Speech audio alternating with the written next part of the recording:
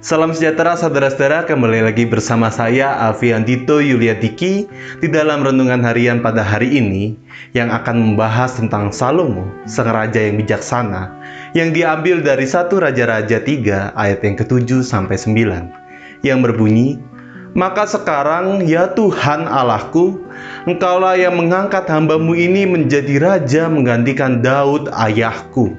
Sekalipun aku masih sangat muda dan belum berpengalaman, demikianlah hamba-Mu ini berada di tengah-tengah umat-Mu yang Kau pilih, suatu umat yang besar yang tidak terhitung dan tidak terkira banyaknya.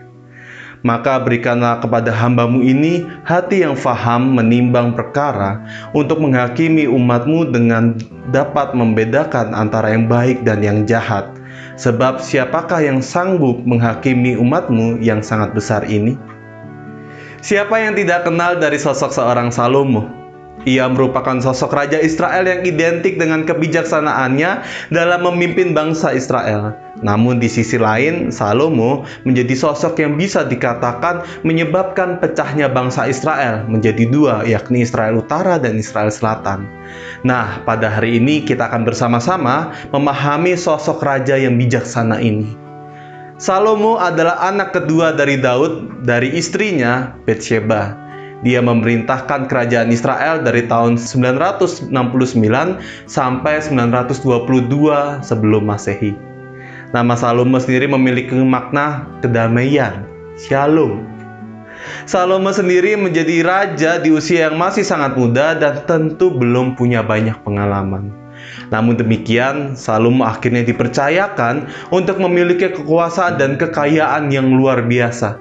Tetapi ketika dalam percakapan antara Salomo dengan Tuhan, Salomo menyadari bahwa ia belum memiliki kebijaksanaan.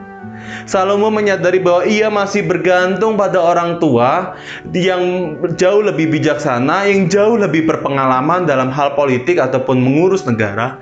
Dia sesungguhnya masih membutuhkan tuntunan dan arahan dalam menghadapi dunia politik yang ada pada saat itu. Ia mengakui dengan rendah hati akan perlunya pendampingan dari orang yang lebih bijak dan lebih berpengalaman. Di dalam ayat bacaan kita, Salomo meminta hati yang faham menimbang. Jika kita mencoba melihat terjemahan harafiah, maka dapat diartikan bahwa Salomo meminta hati yang mau untuk mendengarkan. Dalam pandangan orang Israel, hati merupakan pusat pikiran, kesadaran, kehendak, keinginan, dan perasaan. Apa yang ada di dalam hati seseorang menentukan segala sikap dan perbuatannya. Dan Salomo tidak meminta pikiran yang cerdas atau intelijensi yang sangat tinggi atau kepintaran, melainkan ia meminta kepada Tuhan untuk memiliki hati yang bisa mendengarkan, yang mau mendengarkan. Dari sini kita bisa melihat bahwa mendengarkan adalah kunci untuk menjadi bijak. Mendengarkan itu tidak mudah dipraktikkan. Dan di dalam bahasa Inggris ada perbedaan yang jelas antara listening dan hearing. Jika hearing hanya mendengar tanpa keseriusan, tidak ada kesengajaan ataupun mendengar secara pasif, tetapi Salomo meminta untuk memiliki hati yang mau listening, mendengarkan. Di mana listening itu kita mendengarkan dengan serius dan dalam.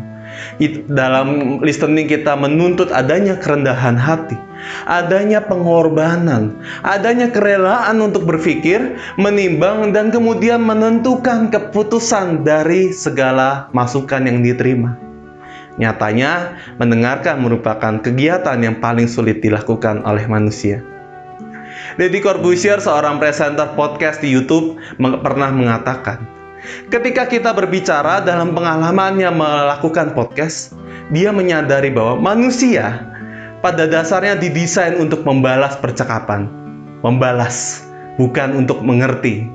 Maka dari itu marilah kita belajar untuk mengerti obrolan dari orang-orang lain. Maka sama dengan pelajaran kita pada hari ini, belajar dari Salomo, seorang sosok yang bijaksana. Ia meminta kepada Tuhan untuk memiliki hati yang mau mendengarkan, hati yang mau mengerti orang lain, dan disitulah akhirnya Salomo tumbuh menjadi sosok yang bijak, sosok yang mau mendengarkan penasihat-penasihatan di sekitarnya. Pertanyaannya adalah, Bagaimana dengan kita? Maukah kita belajar untuk mau lebih mendengarkan, memahami, atau mengerti ucapan ataupun perasaan orang lain di sekitar kita? Marilah kita belajar dari Salomo, meminta pertolongan Tuhan untuk mau memiliki hati yang mau mendengarkan orang lain dan juga mendengarkan Tuhan. Tuhan memberkati.